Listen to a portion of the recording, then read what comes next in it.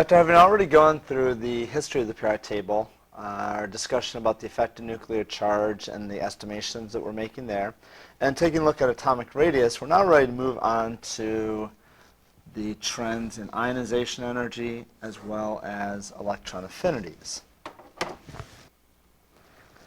Ionization energy is the energy required to remove an electron from the ground state of a gaseous atom or ion. So for instance, if we take some metal, and of course we can look at the ionization energy for nonmetals as well, but if we take a metal and we're going to remove an electron from that, so that would create the metal ion plus an electron, it's always going to require energy for this process to happen.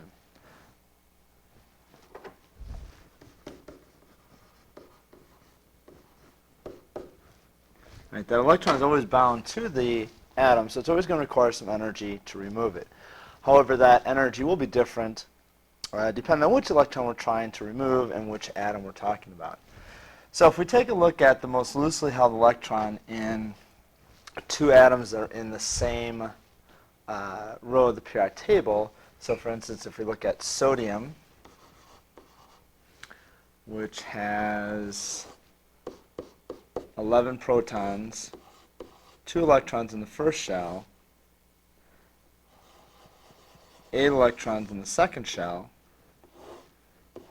1 electron in the third shell. And we compare that to magnesium, which has 12 protons, again 2 electrons in the first shell, 8 electrons in the second shell, and now 2 electrons in the outer shell. Remember that the two things that we need to look at are, one, the number of principal energy levels, which in this case, in removing the electron, the number of principal energy levels gives us an idea of how far away those electrons are. The closer the electrons are to the nucleus, the more strongly they'd be held.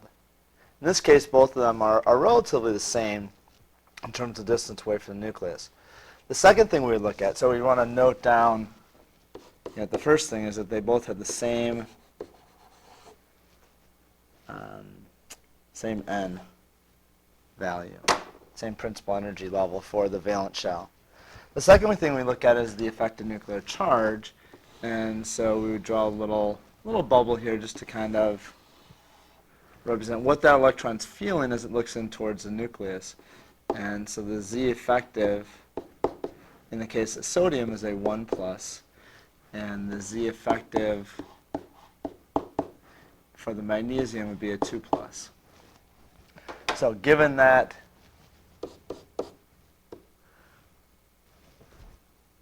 the effective nuclear charge for the sodium is less than the effective nuclear charge for the magnesium, we can therefore conclude that it's easier to remove the sodium electron, so therefore the ionization energy for sodium, for that first electron sodium, would be less than the ionization energy for the first electron to be removed on magnesium. So you'll be doing exercises like this where we look at not only elements going across the periods, but also vertically in the columns as we go up and down groups or families. Here you can see a chart that depicts the ionization energies as a trend in the periodic table. And you can see that in general, as we go across the second family, or excuse me, second period, from lithium to beryllium to boron, in general, the ionization energy increases. And it's the same trend in each of them.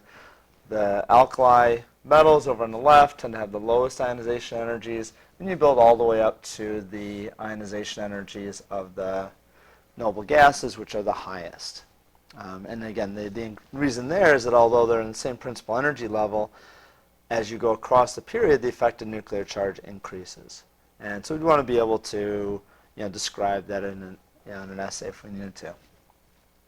Now, the other thing I'd like us to look at, and we're going to talk about this in class, is the secondary trends. For the secondary trends, you need to think a little bit more deeply. You need to look at the actual sublevels that are involved and how those sublevels change.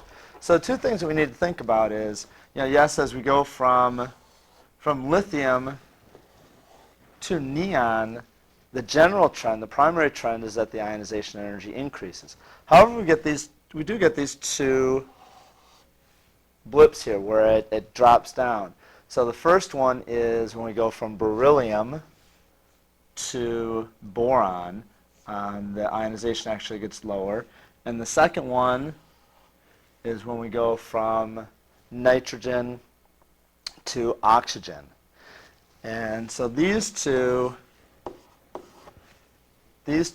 secondary trends we're going to want to try and take a look at. So we're going to do those in groups in class. It might be a good idea to kind of think about them yourselves, take a look at the actual electron configurations, the sublevels that are involved there, and see if you can come up with some reasons why you think there are those decreases at those 2 points. The other thing we're going to want to kind of deepen our understanding of in terms of ionization energy is what happens after we remove that first electron. There are more electrons in the atom, and oftentimes, particularly in the metals, we might want to remove 2 or 3 electrons from an atom to get down to a full valence shell. So here you see a chart that shows the first, second, third, fourth, fifth, sixth, and actually 7th ionization energies. So if you look at something like sodium, you see that there's the first ionization energy.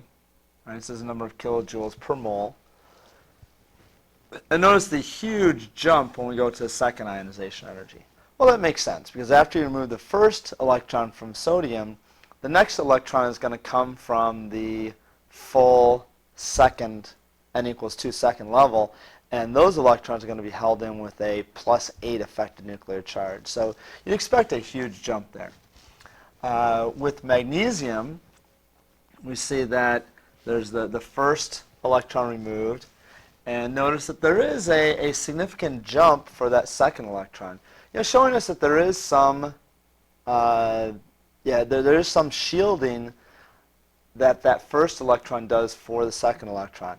And some of that's due to that penetration that we talked about with the, in this case, the 3s orbitals. Remember that the penetration of these actually helps shield the other electron.